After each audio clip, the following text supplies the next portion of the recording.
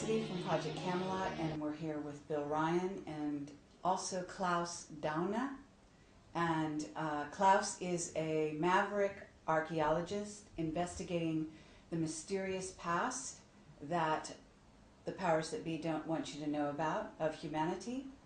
And we are very happy to be here today in Vienna.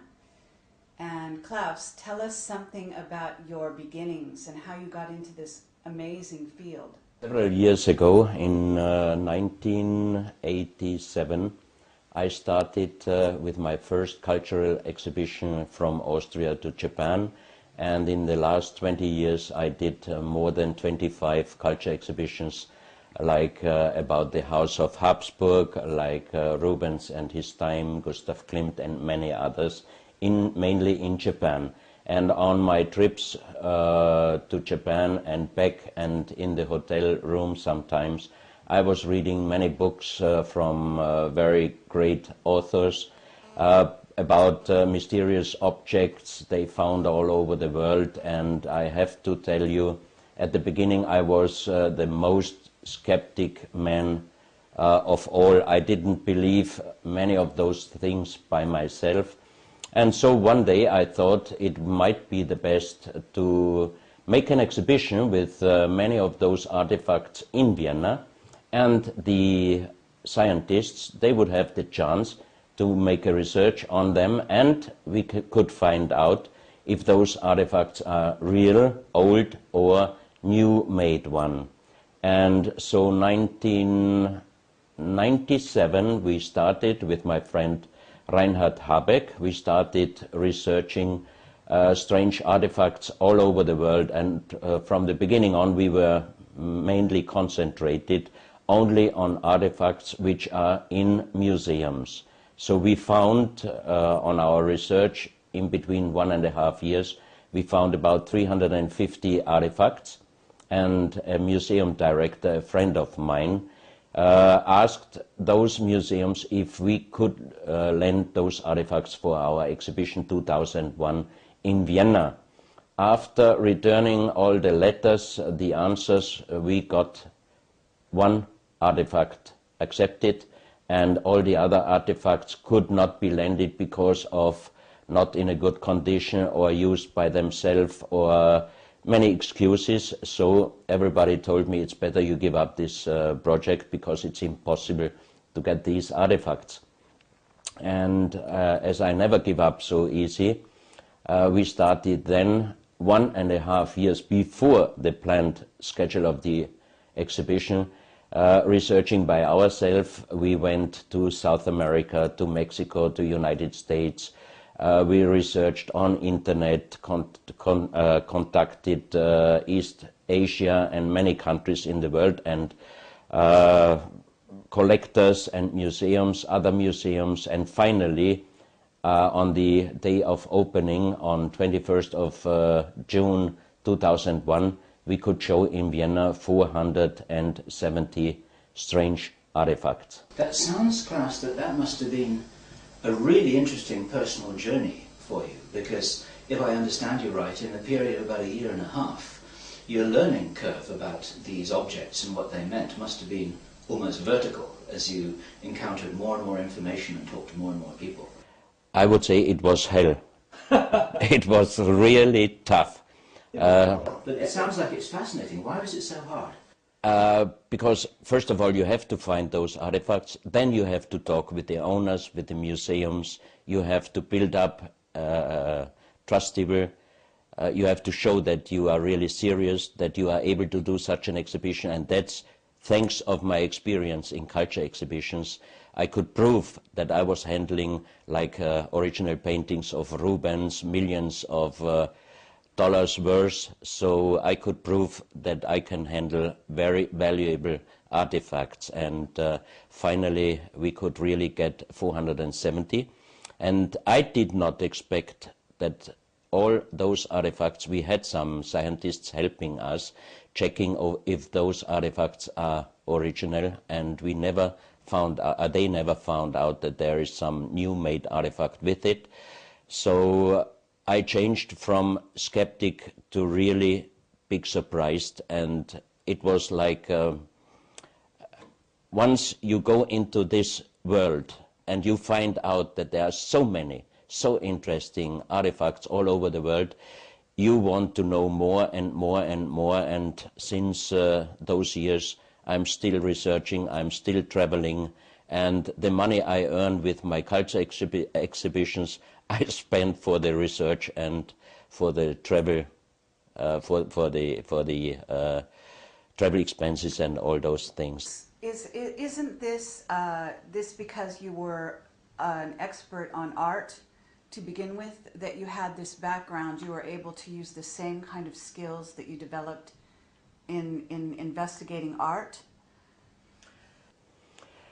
Yeah, without my experience, on exhibition logistic, I would not have been able to do this project, and I do not think that anybody else would have been able to do it. Because you had gained the respect, isn't that right? Not only the respect, you have to have the know-how. What does it mean, an insurance from nail to nail? What does that mean against all the risk? Making the logistic transportations, the professional packings, the local transportations in Ecuador, in Mexico, in Colombia, from countryside to the capital city, to the airport, making the custom clearance and all those things. It's a lot of work. But for example, you've done huge, very respectable art exhibits all over the world. Yes. In places like Japan and Vienna and Germany and yes. so on. And so you developed a reputation in this area. Also, Yes. you must be a detailed person. So You have to be a detailed person, because if you make just one mistake, it can show up as a very big mistake in this kind of business. And you're also speaking more than one language, isn't that right? Yes. Helped me also a lot, especially in South America. My Spanish language knowledge helped me a lot. Okay. So you speak various languages. So what we want to do now is find out some of the most interesting discoveries that you've made so far. Oh, there are a lot, but and for me, every artifact which is strange is a kind like a puzzle. And the more puzzle pieces you get together, the picture is getting more clear and more clear. And I think it's more interesting to search artifacts than big buildings, because big buildings, they have already many researchers worked on them, like the pyramids in Egypt or any other big famous old building.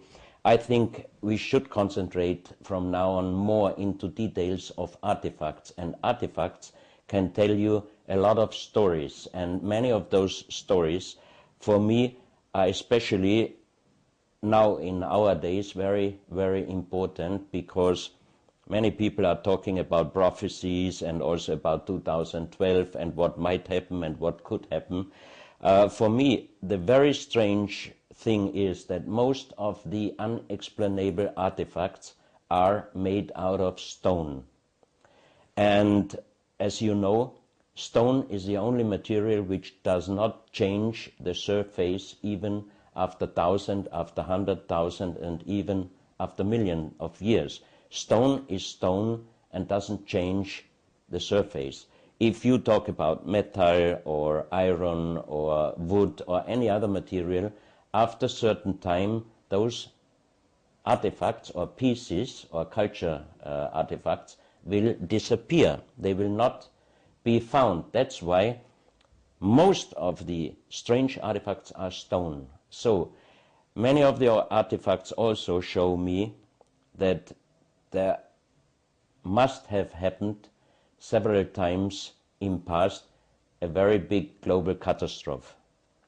And if you look at the Bible or any other history or local tribes' stories, legends, they always talk about the big flood. So if there really happened about 10, 12,000 years ago a very big catastrophe, most of the material would have been disappeared until our days. But stones, they would still be the same. As you asked me, what are the most interesting artifacts? For me, most interesting artifacts coming from South America and also from Mexico, but there are also many others from Africa, from China, from Russia, from even Japan and many other countries, and Australia. In Ecuador, for example, we found a collection in private ownership of more than 300 artifacts, and most of those artifacts are made out of stone and ceramics. They do not fit any existing pre-Columbian culture. That means the oldest South American pre-Columbian culture is the culture Valdivia. They found ceramic from Valdivia area, which is in Ecuador, on the coast side, Pacific coast side. They found artifacts up to 6,000 years old. So, as those artifacts do not have to do anything with pre-Columbian culture, there are two possibilities. Either they are not coming from this area, that somebody brought them from another country to South America, or they are even older than 6,000 years. And in this collection there was one granite stone, about 350 kilo heavy, and in this stone encarved you can see the world map. You can even find out Italy, Greece, the Mediterranean, you find India. India on this stone is bigger than in our days on our world map, and after the last tsunami they found under the sea level certain cities in India, outside on sunken cities. That means it would show us that this map shows the reality like India was several thousand of years ago. And you have in the area of Middle East, like Israel, Syria, you have an inlay of an eye. And from this eye, a natural white crystal line goes over the Atlantic and passes in the Atlantic a big island. So, if you know the story about Atlantis, there are many stories where Atlantis should have been, but one of the places even Edgar Cayce was telling about was close to United States in the Atlantic. There was a big island, Atlantis. On this world stone map, you have this continent. Then the line goes over Brazil to Ecuador, where today is Guayaquil, the Bay of Guayaquil, and continues over the Pacific back to this eye. But from the area of the Bay of Guayaquil, you have another inlay up to the north, and then a small round inlay.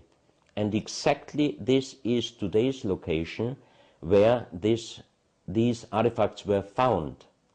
There is, for example, one of the most interesting artifacts is the pyramid with the shining eye, which is very famous in many, many stories, in Hollywood movies and so on. It is exactly the same pyramid like on your United States $1 note on the back side. It has 13 steps and it has a gray eye. But if you put this pyramid under black light, this eye shines, and for me it looks like the star fog, which they found out with, the NASA found out, and they called this star fog the eye of God. And this eye under black light really looks quite similar.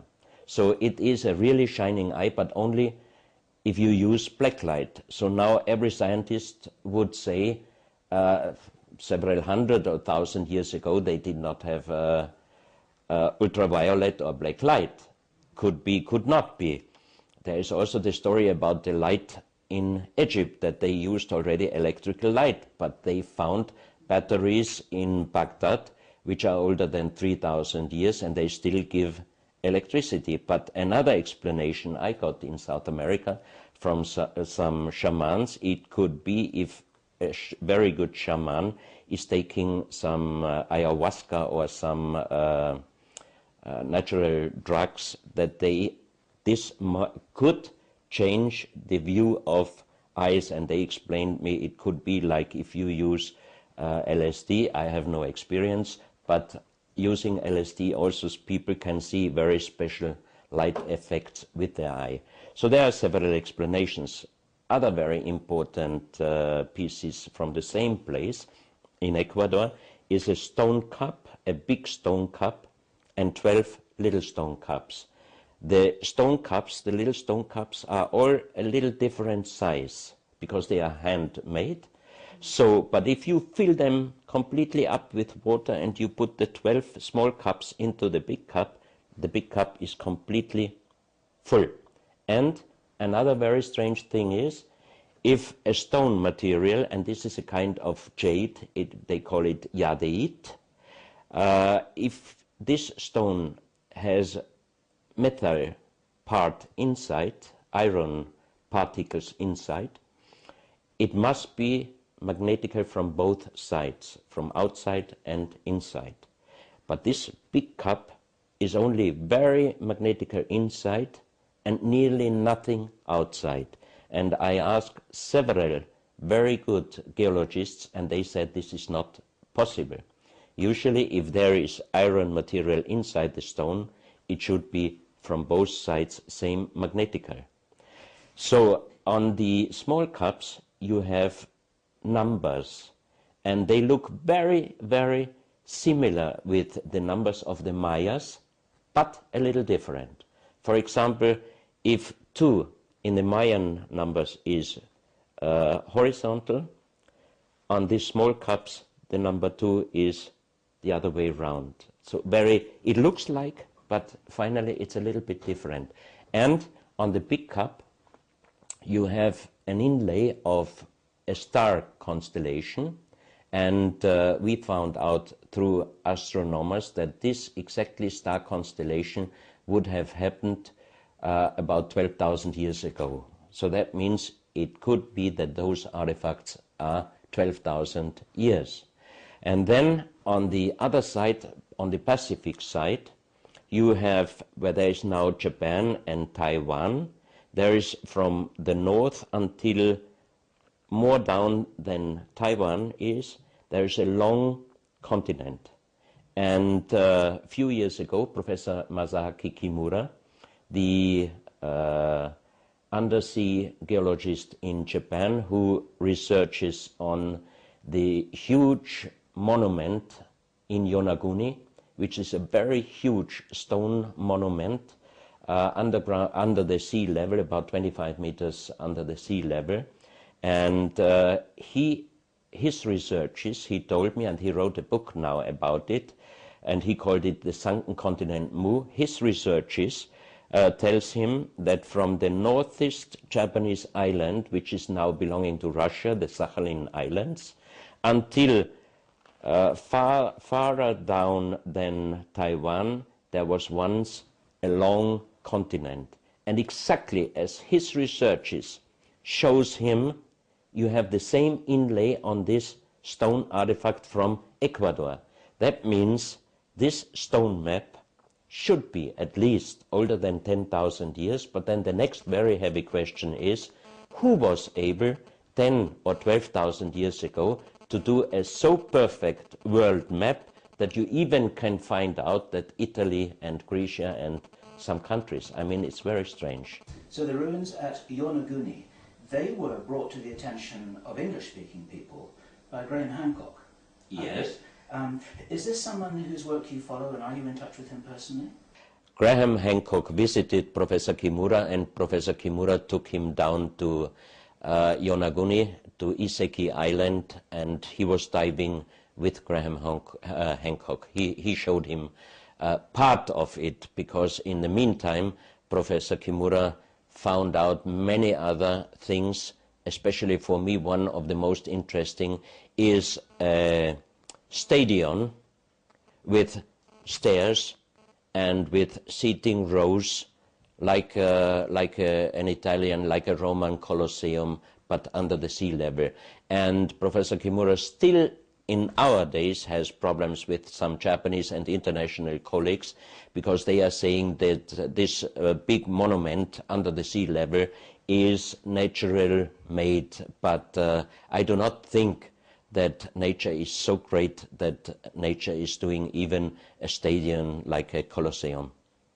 What's your opinion of the many highly intelligent, very well educated mainstream archaeologists who do not accept this weight of evidence that you and other people have been collecting together? What is the problem there? Why don't they just take upon this information and reevaluate some of their theories? What's going on here? I think their problem is that they might have problem if they really go further in details with those monuments or those artifacts. I think they are scared having problems after touching these fields of archaeology. What is there to be scared of? Oh, there are many examples that scientists who researched very serious on such monuments or on such findings, that they lost their position, that they lost their job.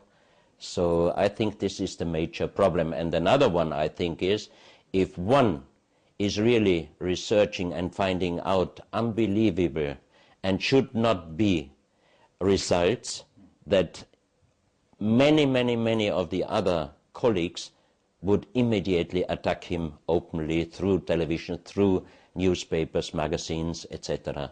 I think there are examples like an American lady, Virginia Steen McIntyre. You know the story about her, and our viewers probably don't. And there is also there was a young German scientist, a lady.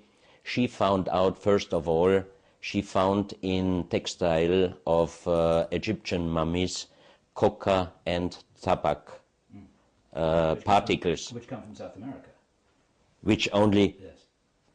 Especially cocaine, the coca plant only exists in the Andes. Yes. So when she announced that, they researched her student time. They found out that she was several times smoking a marijuana cigarette, and they said that this lady is crazy and so on. Years after, Russian scientists made the research in Egypt, and they definitely approved that they found coca and tobacco particles in textiles of mummies, but nobody excused this lady. So I mean, her future is quite difficult. And so I can understand serious scientists. I have also the help of many great scientists, but they always ask me, please do not mention my name, because they might get problems. Actually, it's a lack of intellectual courage, isn't it, to some degree? Would you? Yeah, but I understand those people. If I have a family and a good job, why should I risk it to take up such problems? Yep. What about Michael Cremo? Isn't this the forbidden archaeology? Is he somebody that you know? I know him, Michael Cremo. I invited him for the opening of our exhibition 2001 in Vienna. Michael came here, and we did a so-called Unsolved Mysteries conference, and he held a speech here. But the press did not really report about it. And I mean, for us it was a great chance that this man came over and talked about his findings.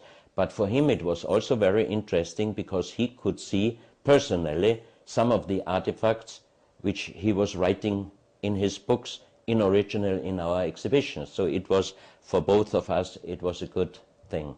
Okay. But wouldn't you say that there's also some kind of effort on the part of the powers that be to keep this information from the public? So it's more than just individual scientists being afraid for their reputation. If only one of those very strange artifacts are accepted as original, our history would be a little bit different until our days, and I think it is different. Well, haven't you discovered, though, some things that are actually, I mean, not only the map that in the stone that you're talking about, but giants, evidence of giants here on the planet? Yes. You have the stories of giants in any country, in any continent of this world. Even in Africa, the Kalahari people, they have stories about giants. I mean, are those stories all over the world just legends? And I was invited several years ago by Wayne Deloria. He unfortunately passed away a few years ago. He got contact with me through the exhibition catalog in Vienna, and he invited me to a meeting in the United States with 15 elders of the big tribes. And at this time, I did not know anything, and I had no information about giants or little people. But the strange thing is that the story, this 3 days meeting with the elders, were the stories about giants and little people. They talked about what their legends, or what their history, what their ancestors told them, and so on, about giants and little people. And from that moment on, strange, I got this information, I got another information, and finally, in Ecuador, I got from the family of Father Carlos Vaca, who found 1964 the broken bones of a 7.6 meter giant, human giant, and I was able to take some of the bones with me, and several doctors and specialists were checking those bones, and they were big surprised, and they even made comparisons with original human bones. One part was from the how you call this? The ankle? From the ankle. Or the heel? From the last one. The ankle? The ankle, one piece was from the ankle, and one piece was the so-called os occipitale, which is under the skull, which makes us the moving of the skull possible. And they checked and made comparison with the giant bones and with original human bones, and it is completely the same. And especially the ankle bone, they said this can only be human bone because no ape, no other animal would have the same bone. So now we have the information, and I know the place where there should be 3 complete giant skeletons still underground. And in the very near future, I think I will be able to finance the excavation, and that would be the moment when everybody has to believe that giants really lived. But I have other informations, for example from Bolivia, about 2.6, 2.8 meter giants with long skulls, and I already received some photos which I will give you. The strange thing is that the skull is like an egg, like a real egg. There is you cannot see that it is deformed. Yes. There is nothing which looks for deformation. And the most strange thing is that on the top of the skull we have 3 bone plates, with the center the so-called fontanella, which closes when we get adult. On this top of the skulls there is no bone plate connection. That means definitely it cannot be a Homo sapiens sapiens. So have you had these tested? You know, Lloyd Pye, we talked to him just the other day, and he has a skull from what he calls a star child. And I don't know if you've seen this skull, but Yes. he's trying to raise money to get it tested. Yes. And I'm wondering, did you have any of the bones that you've discovered tested this special way? Giant bones from Ecuador.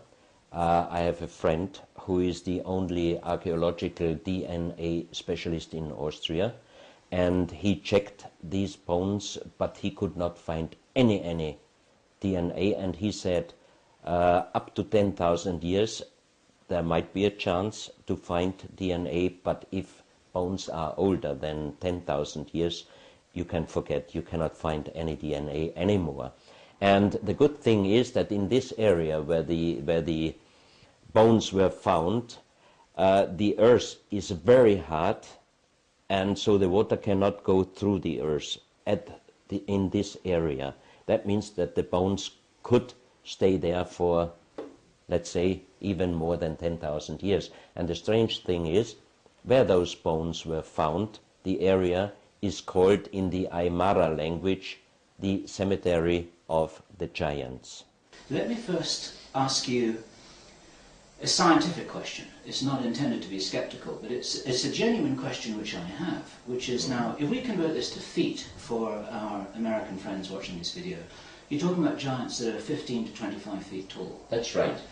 Now, my understanding of such a large human being is that there will be problems with the skeletal structure, the weight that it would have, the volume to surface ratio.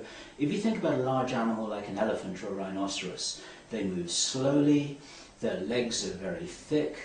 The thing would look differently than a human being who's just 2 meters or 6 feet high. Is there evidence that for instance, that the leg bones, the femur, is especially strong? Because these things must weigh an enormous amount. Do they actually look like people, but scaled up? That's what I cannot answer, as long as we do not really find one complete. Okay. But on the other hand, there are 2 possibilities. Either the gravity of the Earth was different, or they come from a planet where the gravity of the Earth was different. That could be the next possibility, but then there is a third one. Because in writings, in documentations from 1573, Chiesa de Leon, a very famous Spanish, half Inca historian of the conquistadores in South America, yes. There is his writing, which says, at the coast of Esmeraldas in Ecuador, we found several skeletons, human skeletons, but they were all 5 to 6 times taller than we are. And as those skeletons only could be from devil, They destroyed them. Oh, okay. Yeah. I don't understand. They could only be from what? From the devil. The devil. From the devil. They really found skeletons 5 to 6 times taller, and around this age, the normal men were about 150 centimeters. So if you multiply 5 times, and this is what our researchers said on the giant bones and on the human bones, it looks exactly like human, but it's impossible because it is at least 5 times taller. On the other hand, we also had in our exhibition an axe, a granite axe, which is so heavy that it's difficult to move it around. And also this axe, if you compare it with a normal stone axe, it's again about 5 times taller. It's about 70 centimeters, and you can easily see where the string was over. But for a museum, of course, this is a ceremonial axe. Yes. For me, it's another piece of the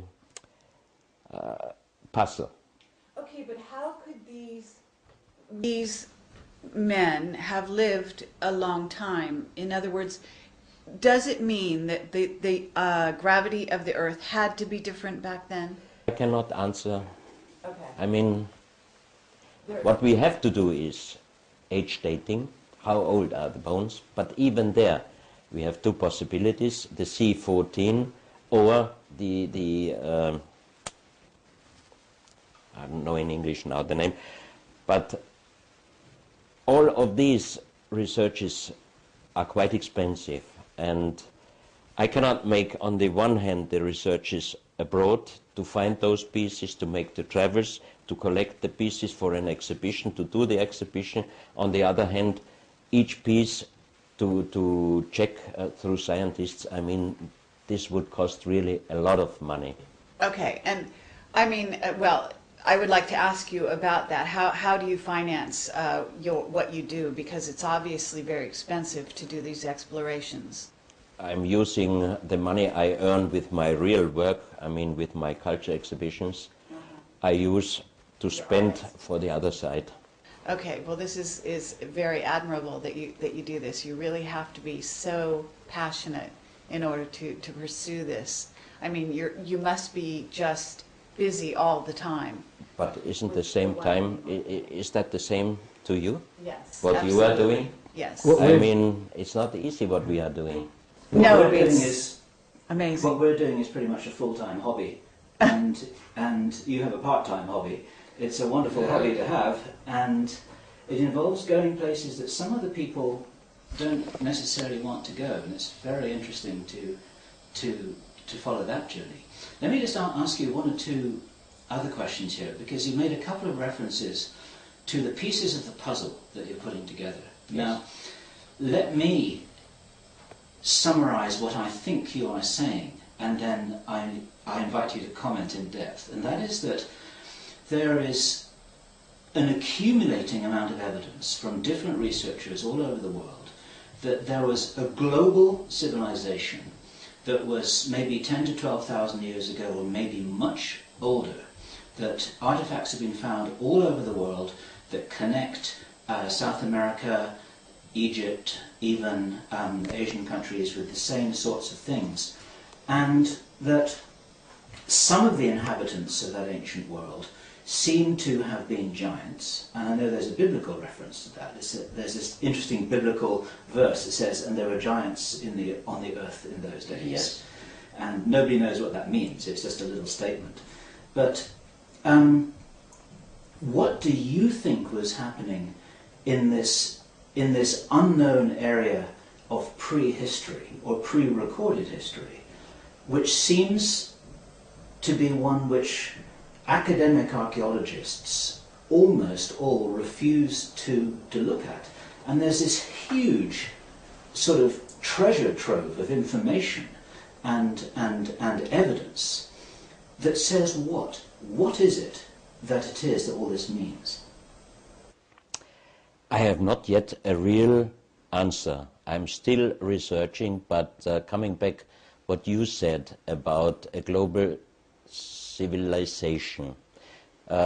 We found stones with the same unknown writings in Ecuador, in Colombia, in United States, in Australia, in France, in Malta, in Turkmenistan.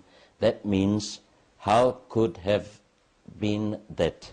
And coming back to talking about the Bible, you have in the Bible written, until the building of the Tower of Babel, the whole human spoke one language. Now we have stones with the same writing, and it is an unknown writing. There was one person, Professor Kurt Schildmann in Germany, who was able to translate this writing, and he called this writing pre-Sanskrit, and he said that this writing is close to the writing of Indus Valley, like Mohenjo-daro, the Indian Valley writing, and also it is close to the Easter Island writing. But it's older than Sanskrit, so he named it pre-Sanskrit. And as he passed away, there is a second professor, an Italian professor, who is now able also to translate it. And they found in Calabria over 300 artifacts made out of stone and ceramic and terracotta. And there was one big plate, and he translated this plate, and the translation was talking about a small stone circle like Stonehenge, but smaller, of course.